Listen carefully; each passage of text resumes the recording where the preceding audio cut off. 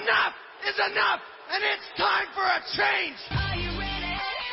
It is Sunday, and you're listening to the Sunday Segue Wrestling Podcast. Give me a hell yeah! Get some man! Ooh, yeah! With Kinny, Killa. Hey yo! We're in the big D tonight, baby! And we are live! Woo! I'm the gal them sugar shoe. The best there is, the best there was, and the best there ever will be! Cause that's the bottom line! The Stone Cold Simpson!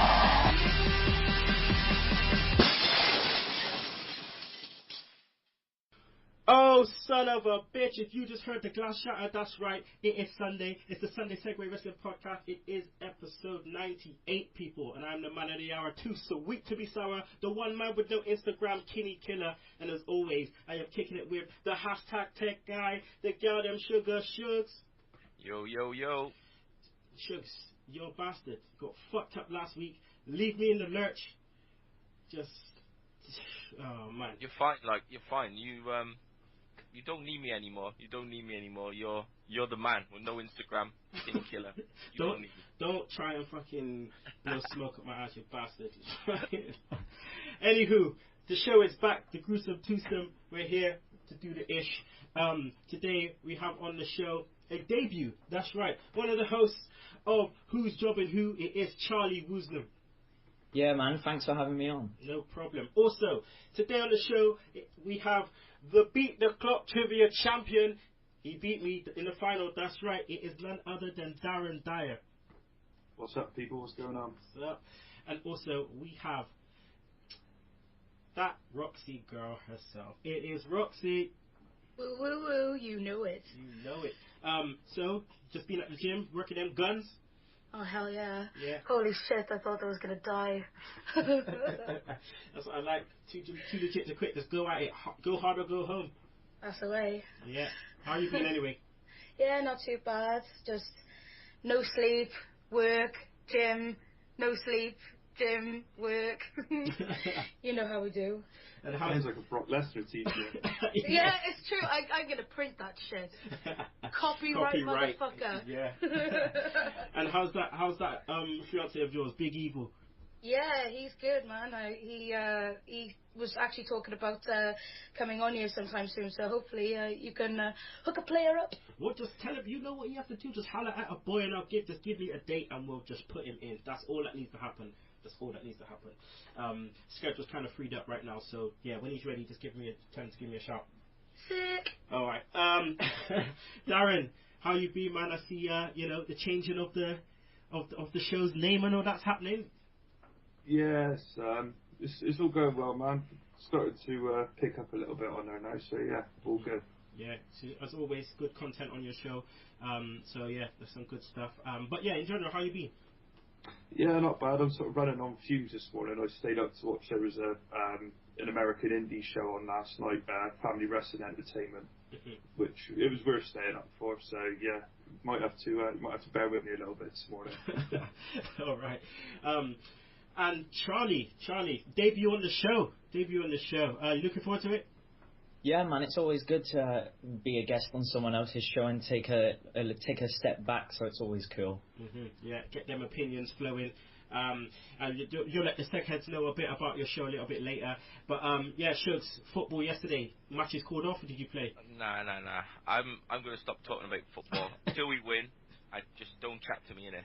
Just like the divas until they come up from NXT, just don't even talk. It's not even worth a rant. It's just fucking hell. All right. Well, you didn't go out last night and get mashed up then, did you? No, I went out for just a little bit of Mexican food last night. Just a quiet night. Nothing too spectacular. I couldn't let in the Segheads again. Oh, good. Well, it's all good. You're here. Let's get into the show anyway, people. Website, sundaysegway.weebly.com. Also, follow us on Twitter, the Sunday Segue at Sunday Segue. Segue spelled Segue. That's the first time I got it wrong in 98 fucking episodes. Also, like us on Facebook. Email us at sundaysegue@gmail.com. Subscribe to our YouTube channel. iTunes, Podomatic, Stitcher, Mixcloud. Don't forget to download that Double Twist Player if you haven't got it already. Shout outs. Didn't fit people in last week, so I'll get some in this week. So, shout out to Mike Sundance, Wrestling News Wire, Gordon Livingston, that's at Hulk Hollywood 21, Queen Wrestles, Tom Stoop, Patty McCarthy, HOB Wrestling, Marking the F Out, Spearmint On and On, The Clean Finish, Wrestling Matters, that's at the Wrestle Scoop, Workshoot Podcast, Pro Wrestling Ents, and Liam Gillett. Last but not least, Ryan Watt. If I couldn't fit you all in, sorry about your damn luck, but I will fit you in next week. Shout outs, guys. Shugs, any shout outs? No. Nope. Darren?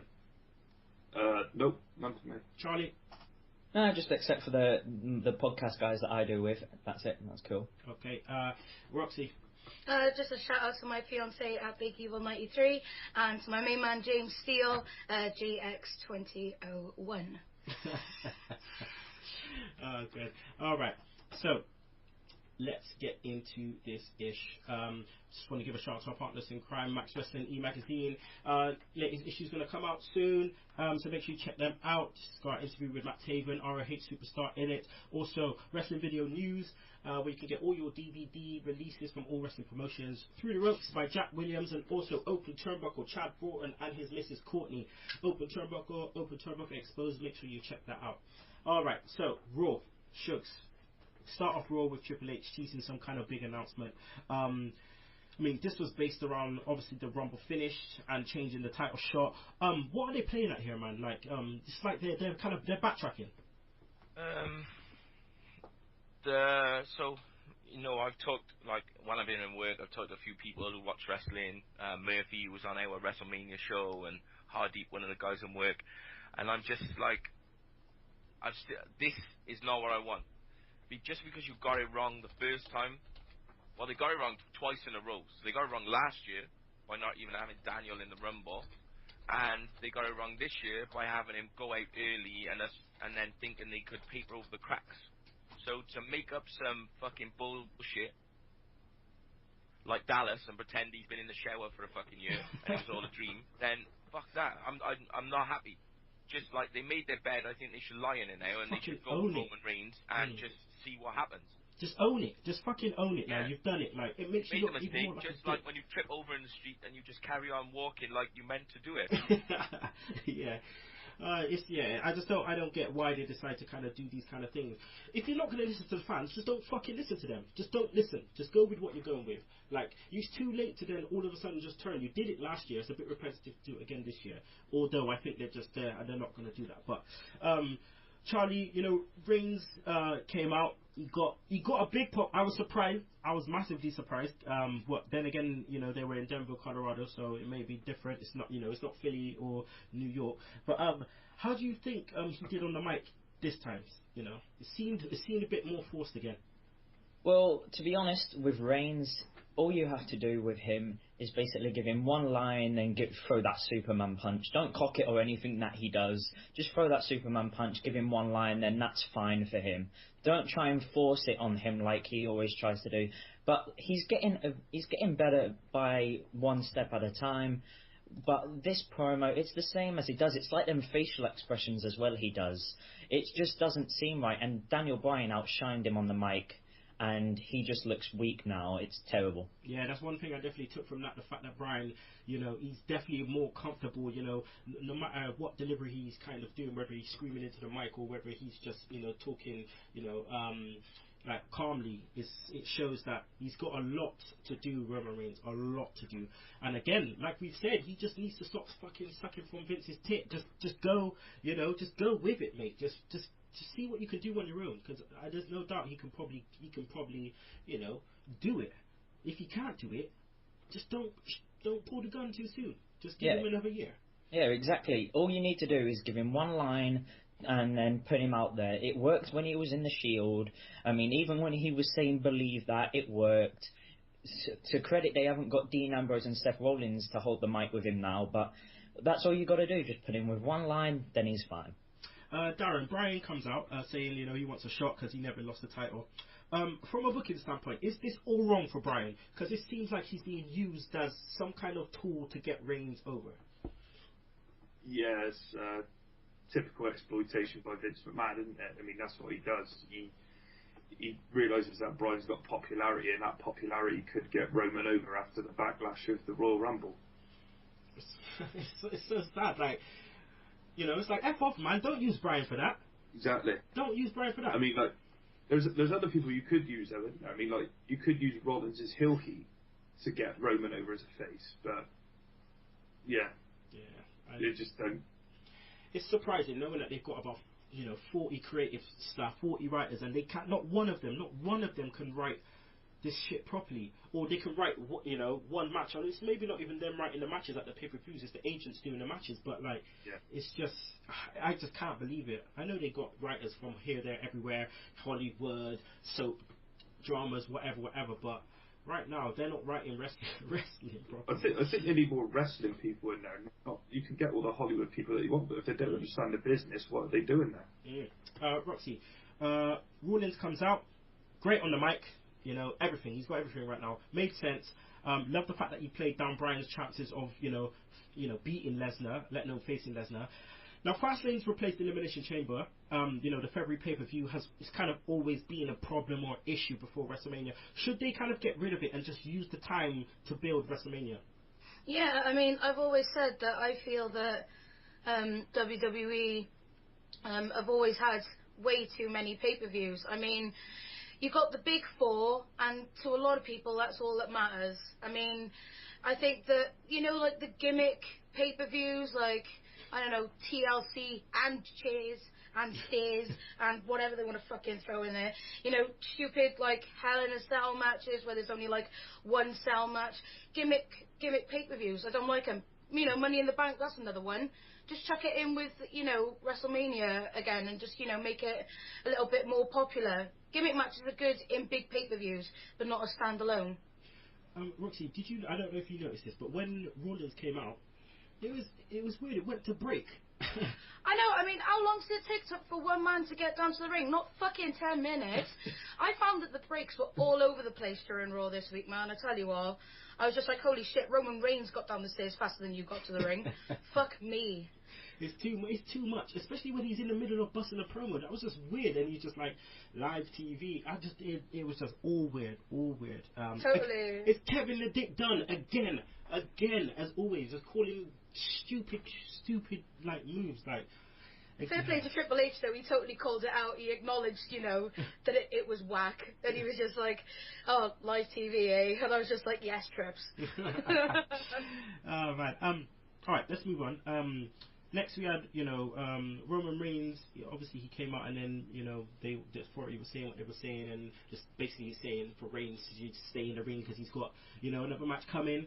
And Shugs, we all knew what match was coming. We just all knew. It wasn't going to be Harper. It wasn't going to be, Rusev. It was going to be that fucking Big Show. We just knew. These fucking two again. I remember when we was watching it and you just messaged me. You sent me a picture of these two just saying, what the fuck? Why these two again? Do they really think that we kind of want to see this shit 6 times in 3 weeks? Like, well, they must do. They must do because they're not even, giving us a little, maybe we're going to do this. They just keep giving us the same shit all the time. And I don't know, fuck Big Show, man. It's too much now. It's too much. Obviously, this keeps happening because obviously the roster is thin, Shugs. But does it even make any sense we even having any more guys on the roster? Because it may not be the answer because that just means that there's more people going to be in limbo. Well, it's just, at the moment, it's like there's 3 heels in the company, Big Show, Kane, and Rollins. And then everyone else is sort of like, just, what are they doing, They're not getting any momentum, and like, all the heels are turned face, so you used to have people like Ryback or whatever, and now he's a face, and you have these other people, and it's just like, it just doesn't make any sense. They concentrate too much on the top, and then there's nobody waiting, there's nobody like on deck ready to take over because they're just focused on the top end and nothing else. So this is why we get Roman Reigns, because there's no mid-card ground for him to build himself up. Like, you know what I mean? There's nothing to build himself up. It's like you're just down there and then bam, you're just straight at the top. So it's just like so it's even more forced, like or less organic. Like Ziggler and Ambrose, you know, that was more organic, and they had ways to kind of build them up slowly. But without that mid card, you're just jumping. Why would we care? You're just jumping from nothing to then in the main event. You're not doing anything, and then all of a sudden you're in the main event. So there's no actual stepping stones. Because the titles, the lower card titles don't mean shit. So why would we care? Charlie, you know, Reigns. Sorry, not Reigns. The surprise for me was the finish. Reigns losing clean, and you know, obviously there was interference and stuff, but I thought they would kind of protect him a bit before Mania. Well, obviously that Big Show needs a push. Jesus Christ! I mean, talking about guys who take a long time to get down to the ring, Big Show takes 20 minutes. I can't deal with any more Big Show. And do you know what? Even if he went over on this match, it didn't really achieve anything or anything like that. It's the same thing, and to be honest, I forgot the whole of the match, and I don't want to see anything else from Big Show. I just hope he leaves, just forever. I've been saying for time that, especially Kane as well, he needs to just be an agent now. That's it. Just get off the screen. Your gimmick's done. Everything's finished. Just Big Show, you're not big anymore, really. We don't even see you as a giant or nothing. You're just nothing now. You're just another guy. The funniest thing is, I was looking, and I messaged you this week about like when the last time Roman Reigns was actually pinned. Yeah. Not even when he was pinned, when he lost a match, and he hadn't lost a match in like over a year. So practically the whole of 2014, he hadn't lost. He hadn't lost since he was in the Shield before they broke up, and then he just gets pinned on fucking Raw like by Big Show. Like it's nothing. Just like it's nothing. And now, I mean, Big Show should face Daniel Bryan at Fastlane instead. He won that match, not Reigns. Yeah. Oh man, it's like the guys that beat the champion, like the IC champion and stuff, and like in non-title matches. It's just weird. All right, let's move on, and let's get on to that fucking Weetabix kid, dry lunch, Curtis Axel. This guy, right, Darren. I thought it was funny. I thought it was quite funny the way this guy just kind of came out and said, "Yeah, I won the Rumble," basically, and then just gets thrown out. Do you know what it reminded me of? It was, remember when back in 2001, I think it was on the 9/11 Remembrance show that they did, where The Rock kept throwing Sean Stasiak over the top rope? Yeah. It reminded me of that. Yeah, obviously they were going to do something with Curtis Axel, weren't they? But it was just going to end up being fuck all. I mean, he's obviously gone back down to NXT, but he's gone back down to NXT being the same. It's like your gimmick's not over. You know what I mean? Like it's just you're just a plain guy. Just gone down to NXT. Yeah. You're just a plain guy. Like if you're gonna change, just change fully. Change something. Cut your hair off. Get rid of the beard. Do something. Don't just be the same dry lunch. Like. I'm sort of hoping that they're going to turn him face, because we've not ever seen him face, have we? So hopefully, like if they do turn him, then it'd be for the better. They need to do something, man. Roxy, WWE kind of they committed another creative sin by having Ambrose say he wants the IC title. Really? I know. It's just. I don't know. Like obviously, I'm an Ambrose fan. I'm a Bad News Barrett fan. And even though I'm excited for it, even though I thought it was weird, like, why are you going to put a title on him? I mean, no disrespect to Ambrose, but you saw what happened with the US title after he had it. He didn't defend it, and it was just like, I don't know, I think that Ziggler just worked so hard to get that IC title over, and then, even though I'm glad that Bad News Barrett won it, that match just seemed completely wrong when Barrett just picked it back up.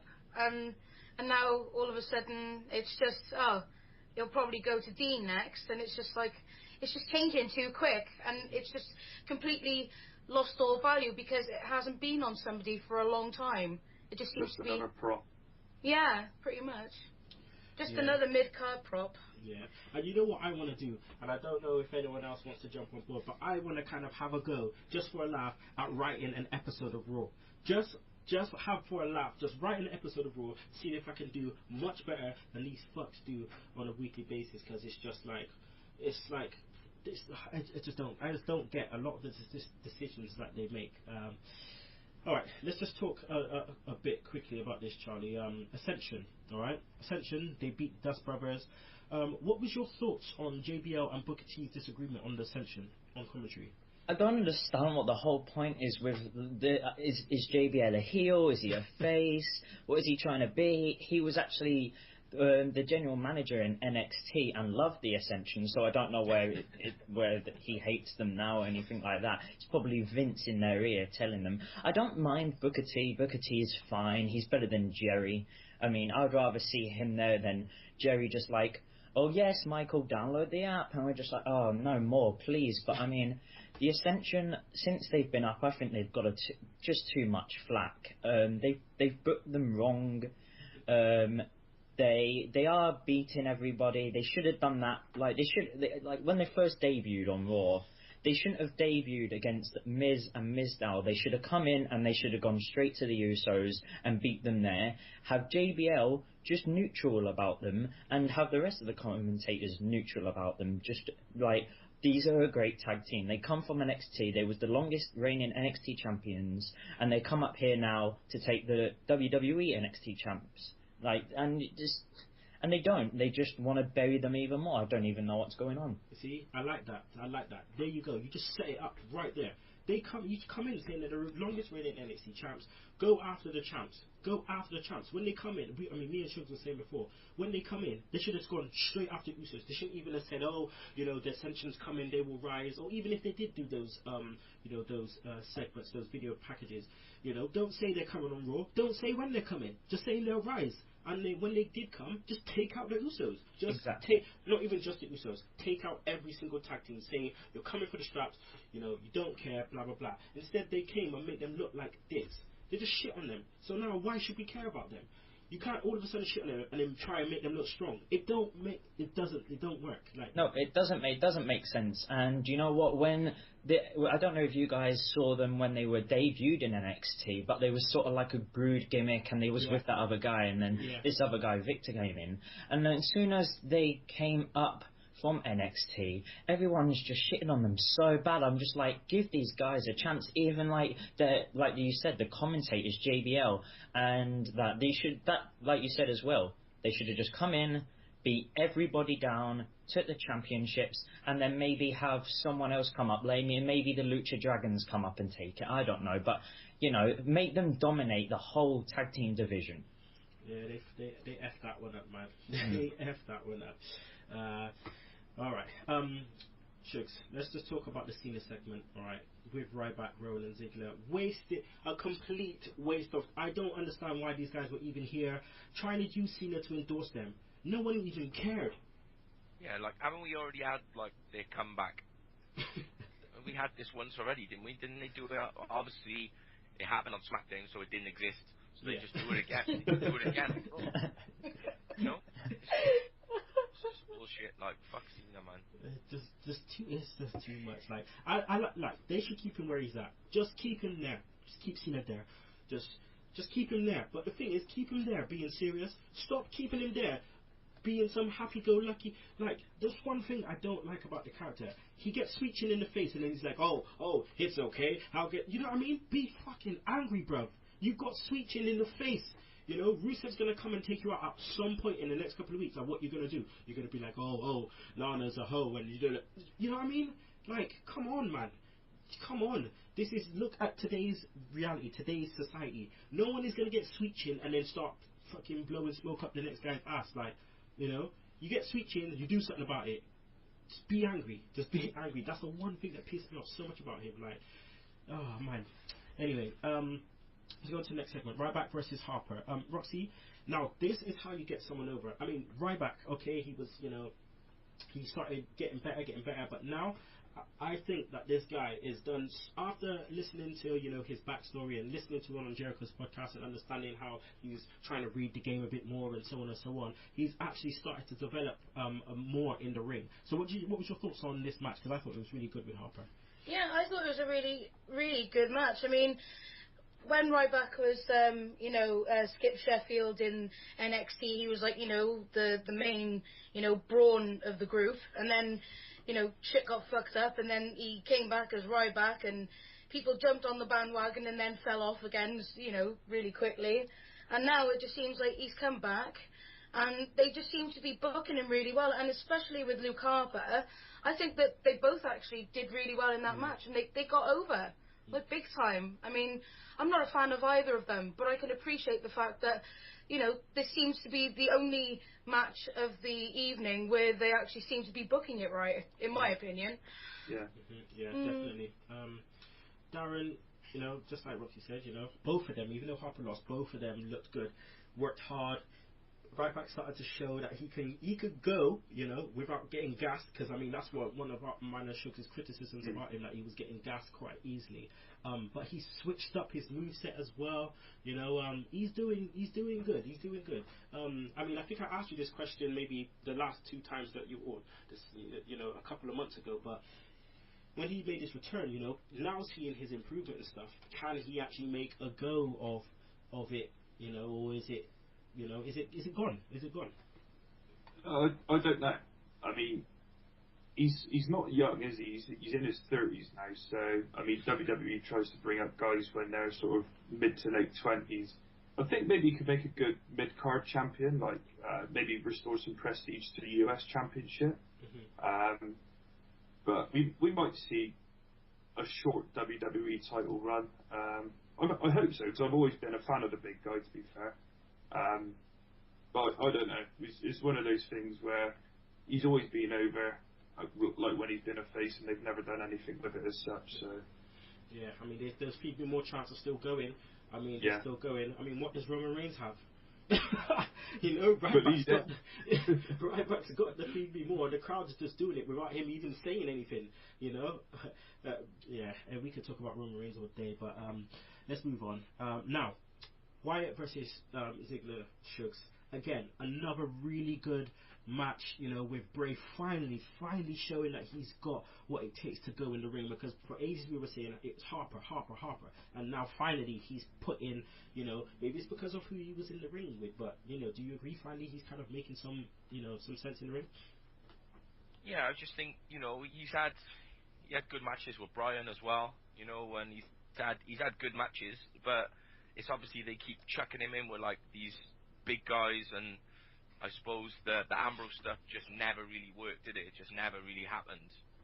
So I just think that they're building him in the right way. They have actually got some direction. They know where he wants to be.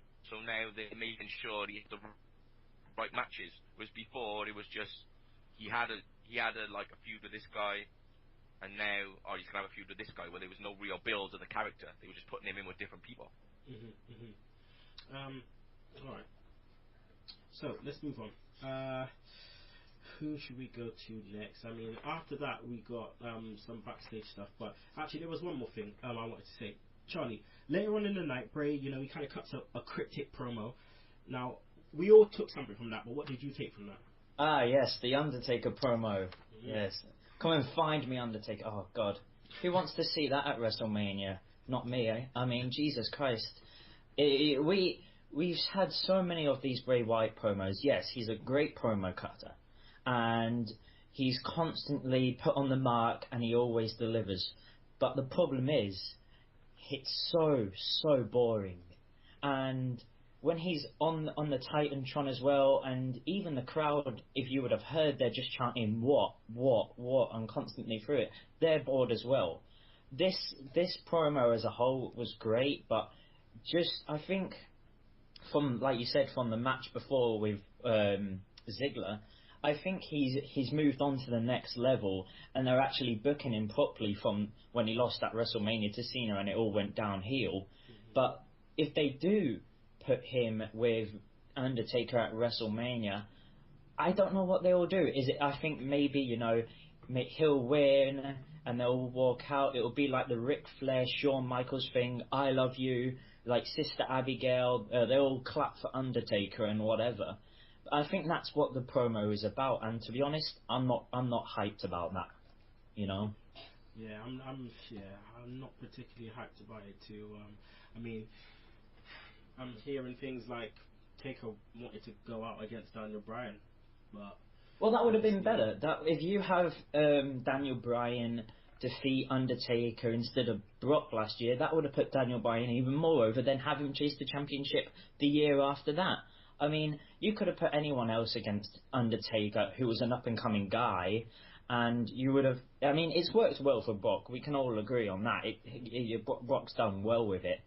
But I think they could have utilised that well more, and to be honest, I'm not excited if Undertaker comes back or not. Do you mean just put him in the Hall of Fame and leave him now, I think. It's the best you can do. Yeah. Alright. So, let's move on. I mean, backstage, Darren, the Authority and Rollins, they finally start to mention Orton. He's being, no one was mentioning him. He's being ghost. He's fit. He's there, he's ready, but no one's been mentioning him. WrestleMania season, now they start mentioning him. Like where do you see this bring going? Him back going to be like? I'm not sure if he'd come back at Fastlane because Rollins obviously hasn't got a match yet at Fastlane, has he? No. Or if he'd come back the night after Fastlane to build up to WrestleMania to face Rollins. But it's exciting. It'd be exciting when he does come back. But I'm just wondering though, is it too sort of drawn out? That's the flip side to it, because obviously they turned him face when the RK out of nowhere thing was hot, and now that's sort of died off, and we haven't seen Orton since. So, has it been too drawn out now? That's the question, I suppose. Yeah, no, I hear that. We just have to wait and see. We never know when WWE's going to strike with something like that. Roxy, Miz and Mizdow breakup. They started doing bits. Will this be a comedy match at WrestleMania? And how will this affect the Miz and his character? Well, I think, to be fair, it's I think it might actually make Miz more of a believable heel. I mean, I think the only reason why people are booing Miz at the moment is because Mizdow is so hot and they love him. They think he's great. But I think the fact that Miz, he cut that promo on Raw, and I actually genuinely, for a moment, actually believed the kayfabe, and I was like, oh, poor Miz. And I was just like, oh, fuck you, Miz, I hate you. And I was like, it's actually working, But, fuck the Miz, man, he's a shit wrestler, I hate him. The resident bullbag. Oh, good. Yeah. Alright. Here we go, main event time, people. Bryan versus Rollins to see who faces Reigns at Fastlane to basically get buried. Charlie, what was your thoughts on the match? Is this the first time everyone on here's thought that was an actual Raw main event? Because to me, that was an actual main event for Raw, because in the past, we would have just got a 6-man tag team involving Kane, Big Show and Rollins versus John Cena and whatever, and kept going on. But this was a really good match, and we obviously knew going into it, we knew that Rollins and Daniel Bryan can put on a great match, and it was. And you know what? I was surprised at the ending. I wouldn't like to say no trickery, because, Roman Reigns came out and stuff like that, and Superman Punch, but Daniel Bryan got the pin and everything like that. No Authority came out, screwed with them or anything like that, so it was all cool. And to be honest, great match, great ending to Raw. Well, it wasn't really the ending, because we saw Triple H going into the Steve Austin podcast for some reason. But yeah, no, great match. I didn't get that. Why the fuck are you saying, oh yeah, everyone to talk about, I'm gonna work Steve Austin? Like, what are you talking about? I'm gonna manipulate Steve Austin. You're making it sound like the podcast is part of the show. Like it's part of Raw, you know what I mean? Like it's part of the whole kayfabe shit. Like, don't do that, because people, like us, are waiting to hear what Austin's gonna run you down about. That's what we're waiting for. We're waiting to hear the realness. We're not waiting for some work shit. Like, so I didn't like when he did that. But Shugs, why did they have to have Big Show and Reigns out there? I mean, couldn't they just simply have a straight match? Just a straight match. They could have had just J&J out there. That would have been cool. But why did they have to get Reigns involved in Big Show? Like they're anything to do with those two guys in the ring? It just seems like they're fucking using Big Show for everything. Do you know what I mean? Big Show's there, like, do you know what I mean? He's their accessory. He's their little man bag, fucking Big Show. He has to be there. He's got an ironclad contract. Exactly. They have to use his Ross.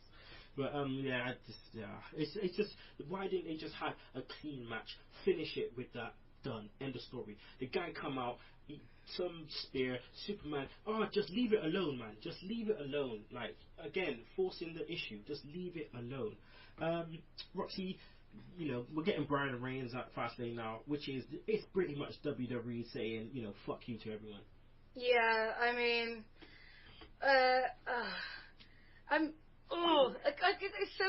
it's so, like, I can't even begin to describe how pissed off I am. It was like, I said to everybody, Royal Rumble, I was like, yeah, Reigns is going to win. And they were like, no, it's going to be Daniel Bryan. I was like, no, WWE are not that cool. It's going to be Reigns. You know, Royal Rumble is, you know, the stomping ground to basically get a star over. And Daniel Bryan, as far as I'm aware, is over more than he needs to be. And, you know, I think that WWE definitely backtracking, because you got the Daniel Bryan fans, and then you got the Daniel Bryan fans who are fans of Daniel Bryan because they're Daniel Bryan fans, if you know what I mean, the bandwagoners, and, you know, bitching and moaning and crying because Daniel Bryan didn't win. And it's just like, oh well, we'll bring it back to give Reigns some momentum, just to bury Bryan at Fastlane, because it's still going to be Reigns in WrestleMania. And it's just, it's just shoddy fucking booking. And the only reason why I think that Reigns came out at the end of the match to spear Big Show was because he lost the Big Show earlier on in the night, and WWE was still trying to make Reigns look strong. It was fucking ridiculous. Like, it was like, it doesn't matter what's going on in the ring as long as you make Reigns look strong. Yeah. Oh, God. Darren, you want to add anything else, mate? Only that somewhere the former Ring of Honor owner, Kerry Silkin, must have had a big fucking smile on his face seeing Daniel Bryan and Seth Rollins main event Raw. Yeah, I was that's the Ring of Honor main event right there. Right there, definitely. Tyler Black versus the American Dragon. Please. All right, people, that's the end of Raw. Let's get your Raw rating, please, out of 10. Shugs? I didn't think it was too bad, so maybe 6.5. Anything's better than 0, man. Anything's better than 0. Darren? Yeah, 6.5 as well. Charlie? I'm going to have to say 6.5 as well, to be honest. Roxy? I'm going to say 5. 5, okay. All right. No Bingus method. No Bingus method going back, but yeah, 5. That's all good. That's all good. All right. Let's go to the Raw feedback. I'll start off, Shugs. Give you time to get that ish up. Dazzy Lee, editor of Black Chelsea Magazine, says, I think I missed the announcement. I'm still waiting for my core to be shaken. Slight improvement from Roman Reigns on the mic, but how can you forget your opening line? Having said that, walking around like a sulking 5-year-old isn't going to get you over as a babyface. Good to see the old angry version of Paige. Nice to see Cena welcome back the people he got fired 3 weeks later. Pointless match between Rusev and Rollins. Ambrose, now your eliminated line to Axel was priceless. Bray Wyatt's promo apparently directed at the Undertaker are top stuff, and the main event was brilliant. Props to Bryan and Rollins. Michael Cook, good show this week. I like the opening promo segment, even if it did have a commercial break in the middle of it. The man with the headset couldn't wait till after the show to get an autograph from Damien Sandow. Bellas should not be allowed to be on commentary. Nick Lee rambling on about hashtags getting longer and longer was bizarre. Great match by Wyatt and Ziggler, and I'm glad they are finally making Bray Wyatt look strong. Okay. Alright, so right about now, people, we're going to go to a break, but then we'll be back with Sugs Stunners. RIP Smackdown in 60 seconds, where we'll be talking about the Triple H interview and NXT rival, and then track of the week, so don't you miss it. Be sure to listen to the Sunday Segue Wrestling Podcast. What? Every Sunday with Kinny, Killa, and the Galdem Sugar Sugs. Yes! With all the news, views, and laughter that you want. They like jet airplanes. They like long limousines. Every Sunday, the Sunday Segue Wrestling Podcast on Podomatic, iTunes, and YouTube. So why don't you choke on that, slap nut? And we're back. Sunday Segue Wrestling Podcast, episode 98. It's your boy Kinny Killa, with obviously the hashtag Tech Guy, the Galdem Sugar Shugs. We have that girl Roxy. We also have Charlie Woosnam from Who's Jobbing Who, and we have that guy Darren Dyer. So, right about now, Time for Sugs Stunners.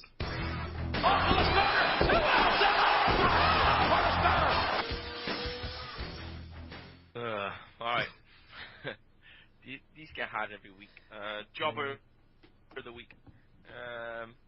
It's got to go, I suppose. It's got to go to the Weetabix kid. He had his time. He got the point in the WrestleMania sign, so he could just do a screen grab of that and just pretend he was actually someone sometime in his life. Move of the week. Was there any good moves this week? We didn't see no curb stomps. No curb stomps. So that can't work. Boy, what did we see? Too many spears. Bray Wyatt. I'm gonna give it to the spear. The spear on the big show. Yeah, because that actually looked like an actual spear. He looked like he fucking destroyed the Big Show.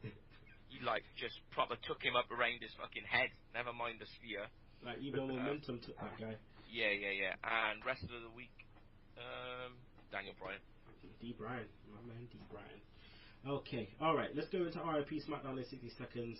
For those of you that don't know why it's RIP, Smackdown is shit. It's been shit for too long, so we're not even talking about that no more. That's why it is Rest in Peace Smackdown in 60 seconds. We use this time now to talk about other wrestling-ish. So let's talk about the Triple H interview.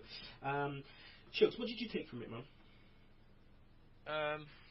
Or have you listened to it yet? Yeah. I listened to it on Friday. I just thought it was good. Like from the jump off, where just Austin's going in and is like, is kayfabe dead?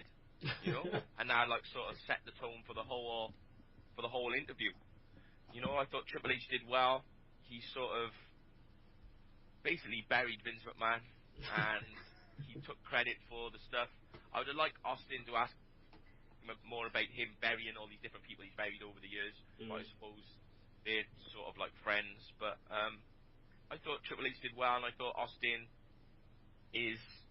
represents the fans. You know, he represents the fans well after most of the questions that need to be asked. Yeah, and you know, I thought it came off better than the Vince interview, and it's good to just see where they're going. I can't wait for the Steph interview. Oh, you know that's coming.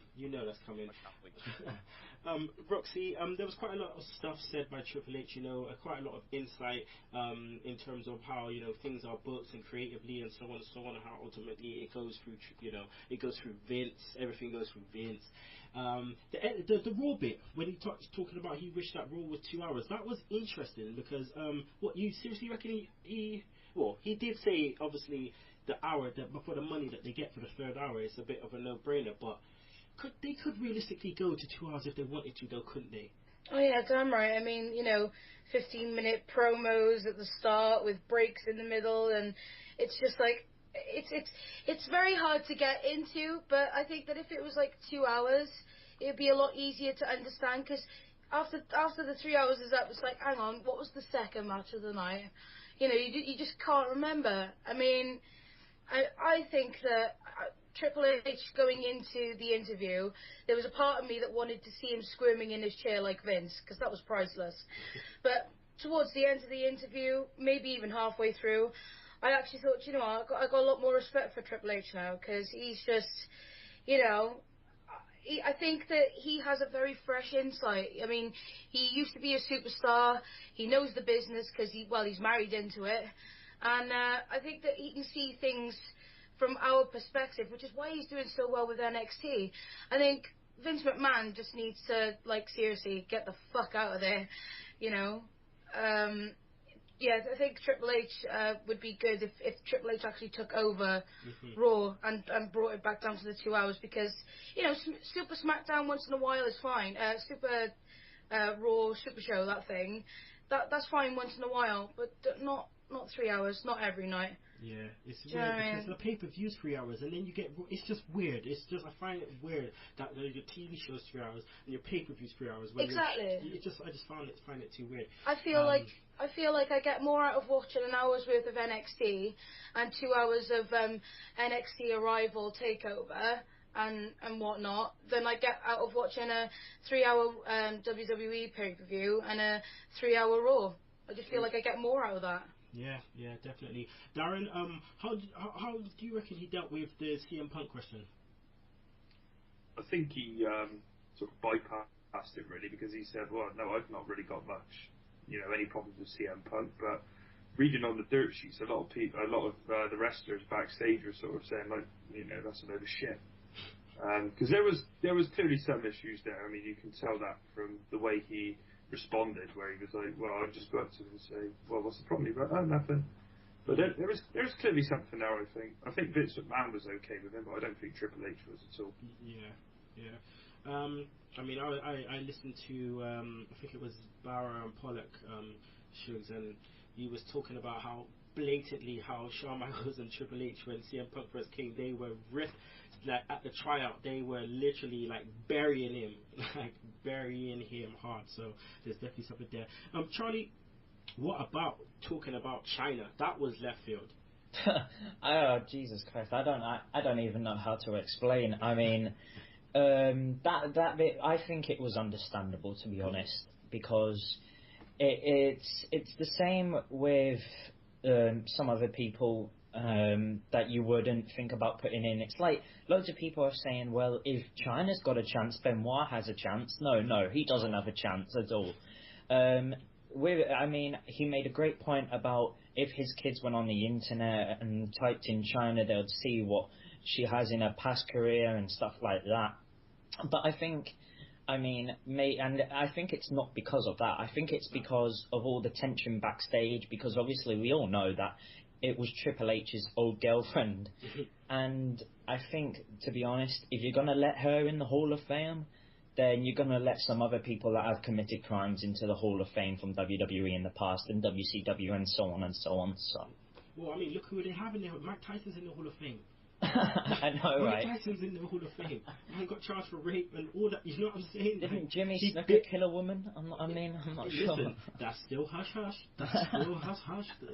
Vern Gagne killed somebody as well, didn't he? You know what I mean? It's taken them like 30 odd years or 20 odd years to finally start bringing that shit up about Snuka again. How the hell did he get away with that?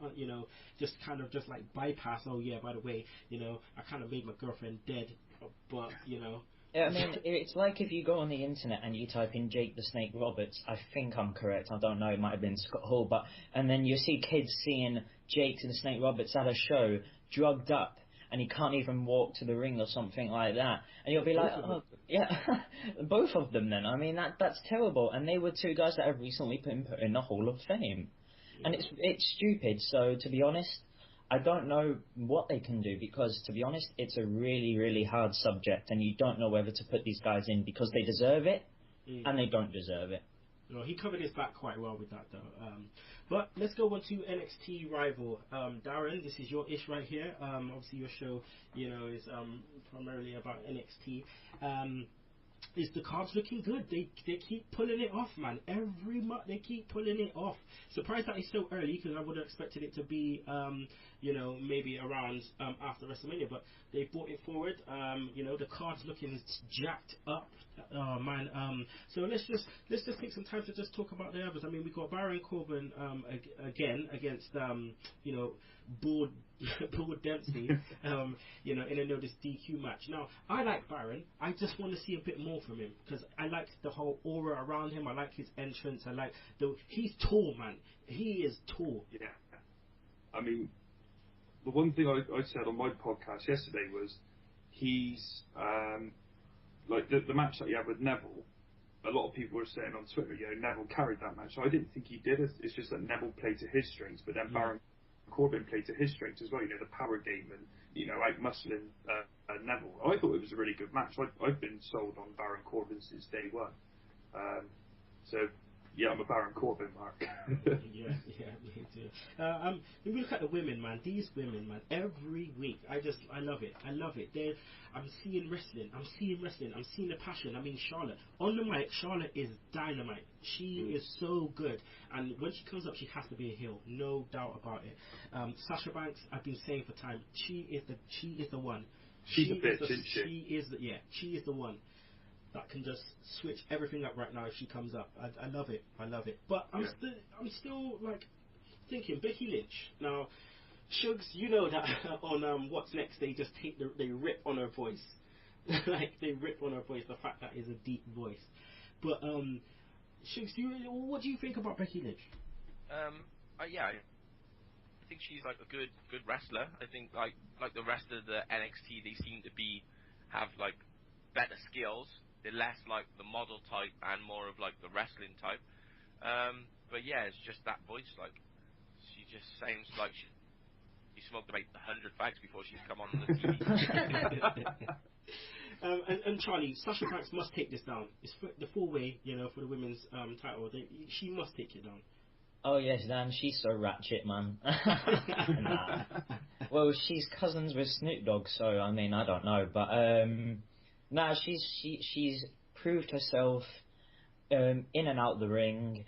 She has been great throughout NXT, and if she does come up to the main roster, then I think she'll be great up there.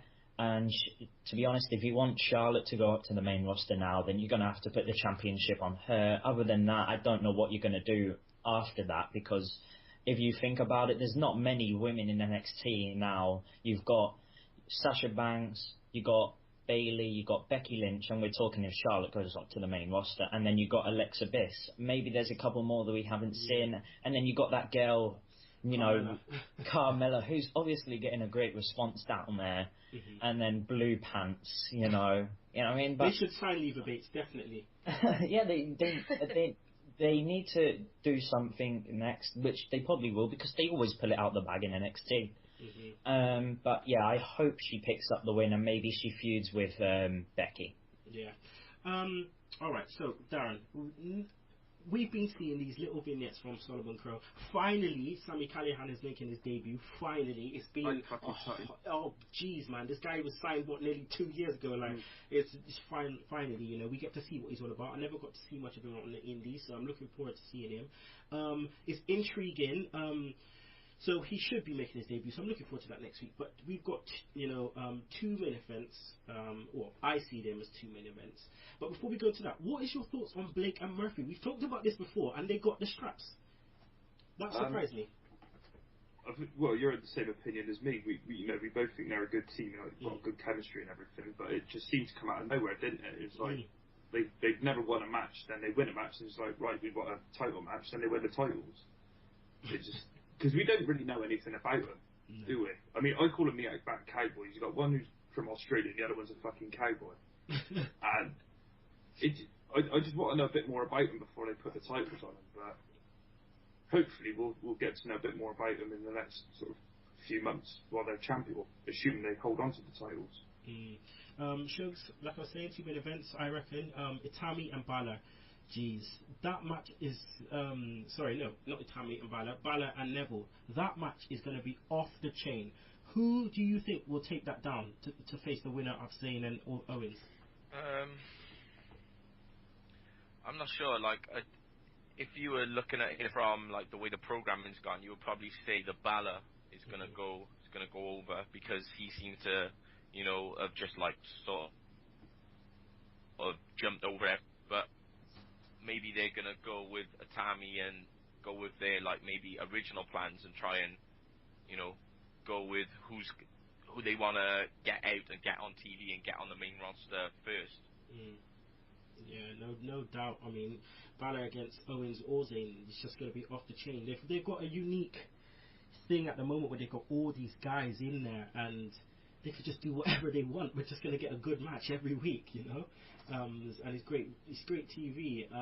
Roxy, we've got the main event, Owens against Sami Zayn. The storytelling. I mean, at the end of the last NXT show, they, the end of it pretty much. The main event was just this video package of them, with all these photos and stuff. Like, I don't know if you watched NXT this week, but yeah, it was amazing. They're definitely planning up a good story. This match is going to be crazy. Who do you reckon will take that down? I think that Zayn will probably retain, but I mean I like both guys, and do you know what? It was so refreshing to see a signing without. Someone going through the fucking table for a change. I think that it added more momentum to the build-up for, Arrival. And I was just like, the fact that Kevin Owens just, flicked the pen in his face. I was just like, yeah, you're badass. Total disrespect, man. It's going to be a good main event. It's going to be awesome.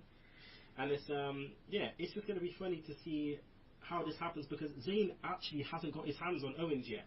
No, exactly. 2 power bombs by 3 power bombs by Owens, and we have yet to see Sami Zayn, so it's going to be interesting to see what happens. But yeah, NXT Rival next week. Make sure people check that out. We're going to talk a bit about it next week. But yeah, that's the end of the show, people. That is the end of the show. Really good show. I want to say thanks to all my guests. Firstly, I want to say thanks to Darren Dyer. We're going to go for a drink next week at some point. So let the people know where they can find your show and you on the Twitter. You can find me on the Twitter at Axel Mulligan. And you can listen to my NXT/Ring of Honor podcast on YouTube, iTunes, and Podomatic. It's called Axel's Wrestling Review. Okay. I also want to thank Roxy. She went to the gym, pumped some iron, come straight onto the show. It's always wicked having you on. Thanks for coming on, and let the people know where they can find you on the Twitter too. Oh, thank you very much for having me. You guys can find me on Twitter at @ThatRoxyGirl. I've also got a YouTube show that I haven't done for like a shitload of months, but you can find that on Twitter as well at Roxy's Room. New series coming soon, guys, 2015. Hopefully before WrestleMania. Can't name anything else yet, but yeah, sure, check it out. Check out the old vintage Roxy's Room series as well, where I know fuck all about wrestling. It's quite entertaining. I also want to thank Charlie Woosnam, who's jobbing here. Just let the people, the Segheads, know a little bit about your podcast and where they can find you and the podcast on the Twitter. Yeah, man, no problem. Just follow us on Twitter and like us on Facebook at Who's Jobbing Who. You can basically find us on the same place you can find this podcast: iTunes, Stitcher, Mixcloud, Podbean, and all that kind of stuff. So you can find us on any podcast directory. I've done that so many times I can't remember, but yeah, it's been a pleasure to come on today, and it's always good to take a back seat and not really host and listen to what all you guys have to say in real wrestling fans. So thanks for having me on. No problem. You're part of the core now. You're part of the Segheads, so yeah, we'll man. definitely be calling upon you again. Cool. And holler at your boys if any of them want to come on. Obviously, I can't do this without the goddamn Sugar Shugs. It's good to be back. It's good to be up and not blowing chunks. Well, let's let you know Burnley's gone 1-0 up. Not sure who scored Shugs, but yeah, they've gone 1-0 up. Oh, they're playing already? Yeah, I know, against West Brom. Yeah, but yeah, track of the week is none other than Billy and Chuck. The track of the week. You Look Too Good to Me. It's such a good song. Oh god, but yeah, and if you don't like it, you can choke on that slap nuts. Woo! You look so good to me. Oh.